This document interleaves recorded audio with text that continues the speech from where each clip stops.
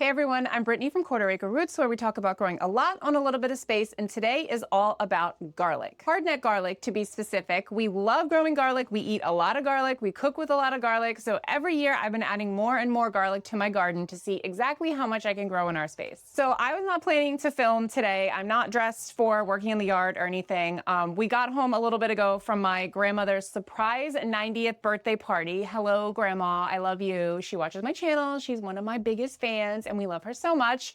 Your party was amazing, and I hope you want to hear about some garlic now because we're talking about garlic. I got home and looked outside and saw, my God, it is the first day here in Maryland Zone 7A in like the last week where it hasn't been pouring rain and like 50 degrees. I came outside and saw that my garlic is looking really good and it's throwing up garlic scapes now, which means I need to get in there and do a little maintenance and trimming. So I thought this would be the perfect time to talk a little bit about garlic. So as I mentioned, it is late May in Maryland Zone 7. So all of my garlic is still in the ground. And I have a video on here all about planting garlic because you don't plant garlic in the same year as you harvest it. So I'll show you guys, you can see it like behind me in this big row here.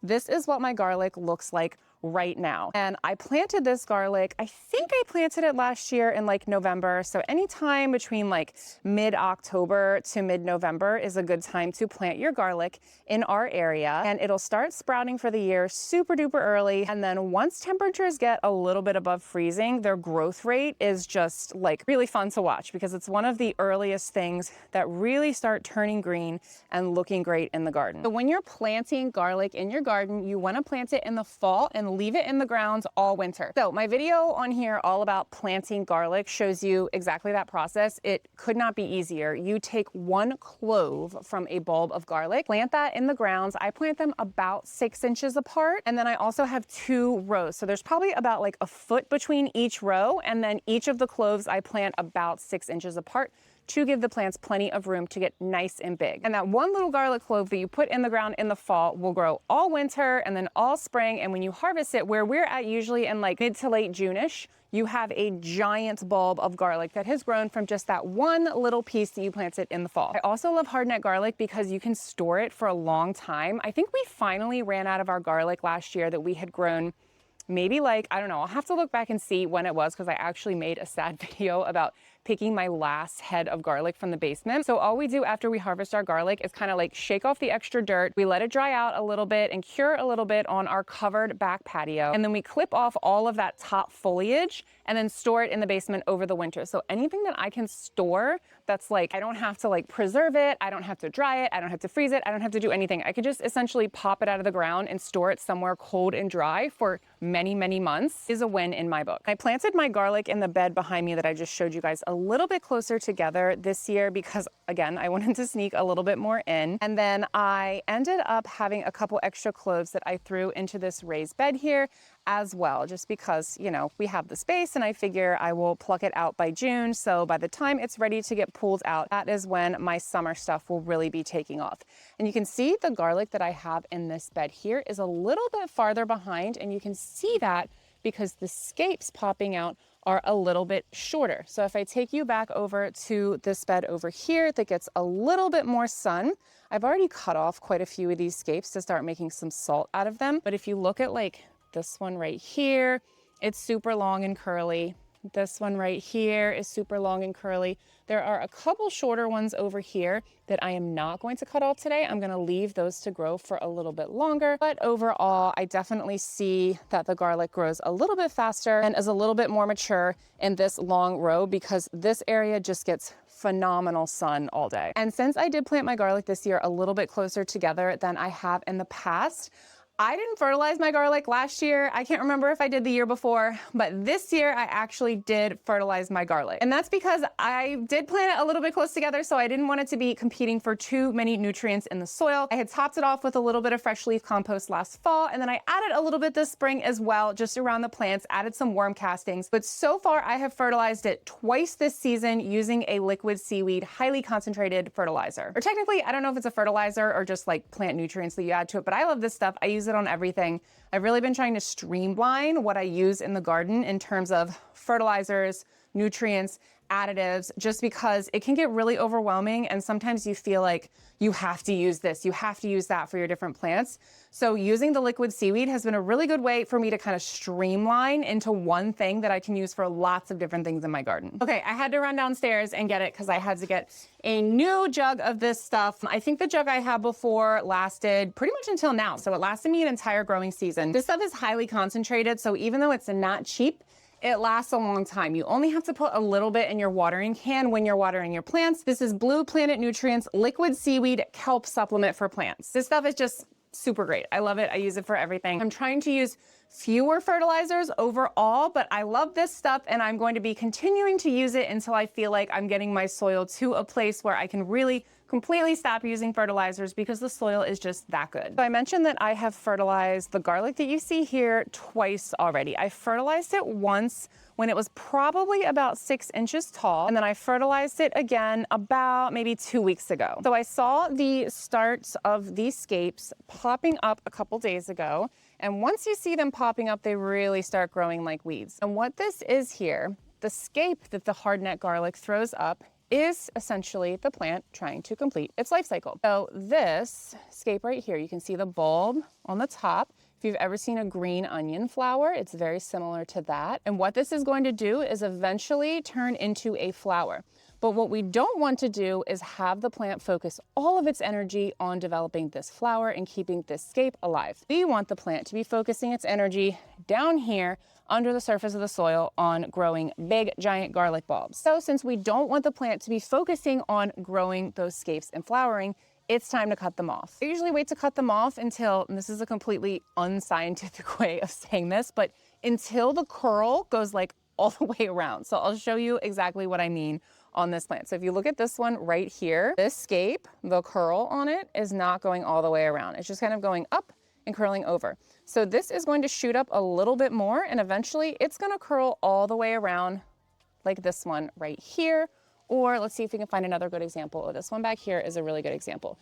This one has curled all the way around and I can see that this bulbous area is starting to get a little bit bigger too. I've already cut off all of the biggest ones to start making some garlic salt with, but that is a general rule of thumb for when I cut the scapes off. This one right here is probably not ready to cut because it's just kind of sticking up straight. I'll give that one another couple days to get a little bit longer, but this one back here is a super curly Q. So this is one that we are going to cut off today. And when you cut them off, all you want to do is just cut them to the base of where they were sprouting out. They probably will not grow back. The plant will just then divert all of its energy down under the surface of the soil to growing those delicious big garlic bulbs. Now, while we are talking about garlic scapes, let's talk about what you can do with them because you don't want to just cut them off and chuck them. Like you can use garlic scapes for a lot of things. Last year, when I cut our garlic scapes, I had the best of intentions to make salt with them and I just kind of forgot. Like I left them in a bag for a while and then I didn't feel like it. So what I did was just wash them, chop them up into like pieces this big, and I would usually cut off like just from that bulbous area up. So from the bulbous point to the pointy part, I would cut that off, compost it, and then the rest just chop it up and throw it in a bag and freeze it.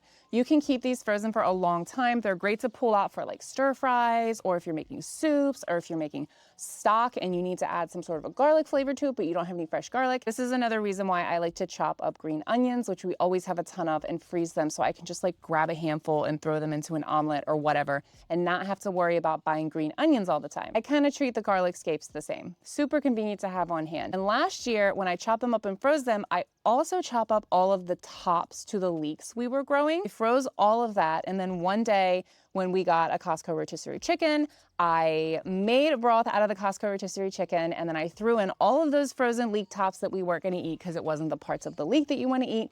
I threw in some garlic scapes, I threw in some green onions, and just let everything kind of simmer for a couple hours, and it added a really nice flavor. So you don't want to waste the scapes when you cut them off. You want to use them for something for sure. And since we're talking about scapes and what to do with them, I want to show you guys the garlic scape batch that I have going right now. So this is just a piece of our dehydrator that I took outside because our house is really loud right now. This is part of our dehydrator, and what you see on here, I chopped up about 1 cup of scapes. So I chopped up the scapes until like pieces like this big, and then I washed them and patted them dry and measured out 1 cup, and then I added in a 1/2 cup of sea salt. You can use coarse sea salt. I used fine sea salt because I like using this kind of garlic salt on like salads and stuff like that, and I much prefer a fine sea salt for that. And then put it in a food processor and chop it up, and you'll get like kind of a pasty feel.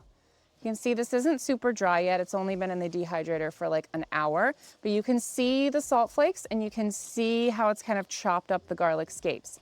And this looks kind of gross right now, I'm not gonna lie. So it doesn't look appealing right now. I have a really small food processor, and it's like the manual kind where you just push down and it chops everything up. So it doesn't do the best job. What I'm gonna do is dehydrate this for several hours, and then once I feel like it's completely dry, I'm gonna stick it back in that food processor now that it's dry, and we'll probably chop up a little bit easier.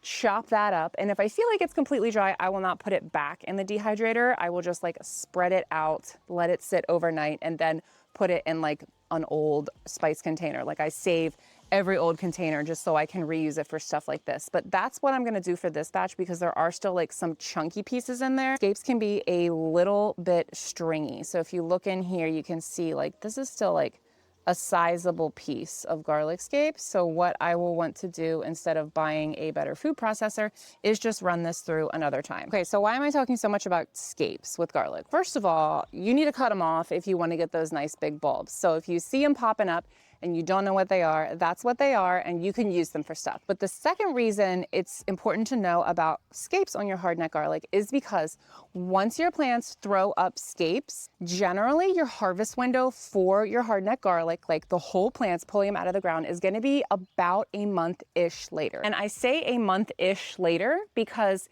it can depend even year to year when exactly you harvest your garlic. So again, we are in Maryland Zone 7A and it is late May right now. However, we've had a really weird growing season so far. So we've had like some periods of like 95-degree days and weeks without rain. And then we've had periods like the last few days where it has been pouring rain and it has been like 50 degrees. So instead of having like a hard timeline, I like to start monitoring my plants after they throw up those scapes, because again, that's the plant trying to complete its life cycle, flower, and go to seed. So now that I know that I've started chopping off my scapes, I'm gonna set a reminder on my planner to check my garlic again, probably in like 3 weeks.